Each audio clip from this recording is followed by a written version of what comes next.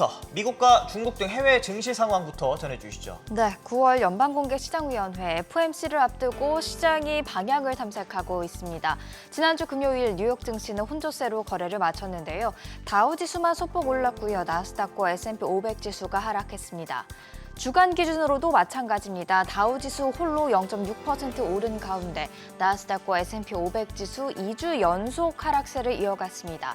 나스닥 지수가 2주 연속 하락한 건 올해 들어서 처음이었습니다. 지난주 금요일 시총 상위 종목도 대체로 하락했습니다. 애플이 0.1% 후퇴했고요. 마이크로소프트, 알파벳, 아마존 모두 하락 마감한 가운데 엔비디아는 하락률이 3.62%였습니다.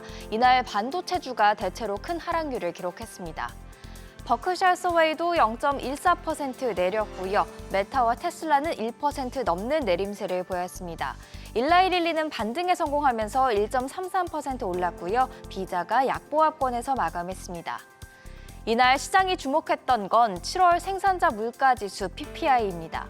생산자 물가는 일정 시차를 두고 최종 소비재 가격에 반영되는 만큼 소비자 물가의 선행지표라고 할 수가 있는데요. 전월 대비로 0.3% 올랐습니다. 시장 예상치 0.2% 증가를 상회했습니다.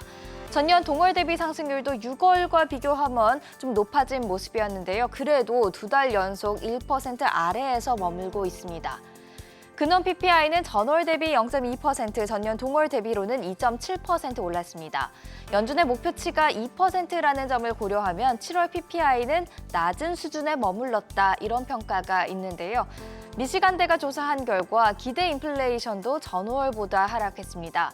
1년 기대 인플레이션은 3.3%, 그리고 5년 기대 인플레이션은 2.9%로 각각 전월보다 0.1%포인트씩 하락하는 모습이었습니다. 5년 기대 인플레이션은 또 지난 25개월 중 24개월 동안 2.9에서 3.1% 범위 안에서 유지가 되면서 안정적인 흐름을 보이고 있어서 긍정적입니다. 물가 상승률이 잡힐 것으로 예상되는 만큼 이제는 미국의 경제 체력을 생각할 때입니다. 연준의 고금리 정책이 미국의 경제의 원동력인 소비를 저해할 수 있기 때문인데요. 현지 시간 15일에 미국 국내 총생산의 3분의 1을 차지하는 소비지표, 소매 판매가 나올 예정입니다. 시장은 소매 판매가 지난달보다 0.4% 늘었을 것으로 예상하고 있는데요. 전달에 0.2% 증가해서 더 늘어나는 것으로 이렇게 반등 추세가 이어진다면 연착륙 기대감 또한 커질 수 있습니다. 하지만 동시에 인플레이션이 예상만큼 빠르게 내려가지 않을 수 있다는 우려도 키울 수 있을 텐데요.